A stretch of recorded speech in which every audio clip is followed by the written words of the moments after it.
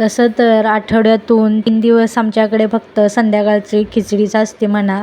पण आज ठरवलं की आपलं मस्तपैकी अशा भाकरी बनवायच्या आणि त्याच्यानंतर त्याच्यासोबत शेवग्याची चांगली अशी रस्साभाजी बनवायची. शेवग्याची भाजी ही माझी फेवरेट आहे, पण मला ती फक्त उन्हाळ्यातच मला शेवग्याची भाजी आवडते. इतर वेळेस शेवग्याची भाजी मला नाही आवडत.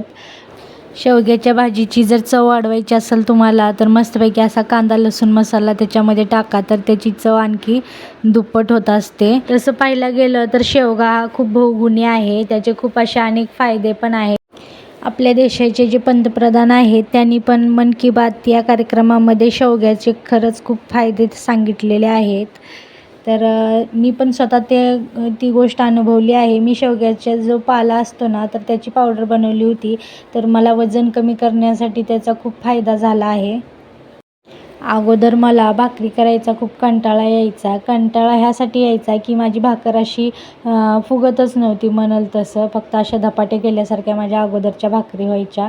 पण जसजसं मी ते बनवत गेले तसं तसं त्या व्यवस्थित अशा मला जशा पाहिजेत तशा होऊ लागल्या. त्याच्यानंतर मग मी भाकरी करायला सुरुवात केली आणि भाकरी करताना चटका नाही बसला असं कधी होणारच नाही. भाकरी आणि चटका हे समीकरणच आहे माझ्या बाबतीतलं.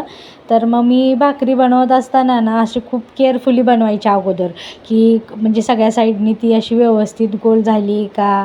त्याच्यानंतर मग मी एकदम अशी प्रो लेवलची भाकरी करायला शिकले. तुम्ही इथं बघू शकता.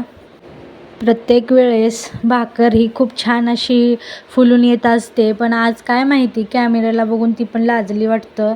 तर मग माझी भाकर अशी फुलतच नव्हती. तर मग माझा केवळवाना प्रयत्न चालू होता की नाही का ती अशी व्यवस्थित फुलून दिसेल त्याच्यामध्ये, पण ती काही शेवटपर्यंत फुगलीच नाही. मग मला थोडंसं नाही का मी असं उलटण्याच्या मदतीने थोडंसं तिला फुगवण्याचा प्रयत्न करत होते. ती कशीबशी आपली फुगली. घरामध्ये एणीमेणी 3 माणसं आहोत आम्ही, त्याच्यामुळं मग तीन भाकरी केल्या आणि प्लस एक छोटीशी पण केली त्याच्यामध्ये. मग तुम्हाला कसं वाटली माझी भाकरीची स्टोरी? तर आवडली असेल तर नक्की लाईक करा, शेअर करा, चॅनलला सबस्क्राईब करा आणि कमेंट्स बॉक्समध्ये कमेंट करा. तुमच्याकडे संध्याकाळचा काय बेत असतो स्वयंपाकाचा, तो पण नक्की कमेंट्स करून सांगा मला. चला आता भेटूयात आपण नवीन व्हिडिओमध्ये. तोपर्यंत स्वतःची काळजी घ्या, आनंदी राहा. धन्यवाद.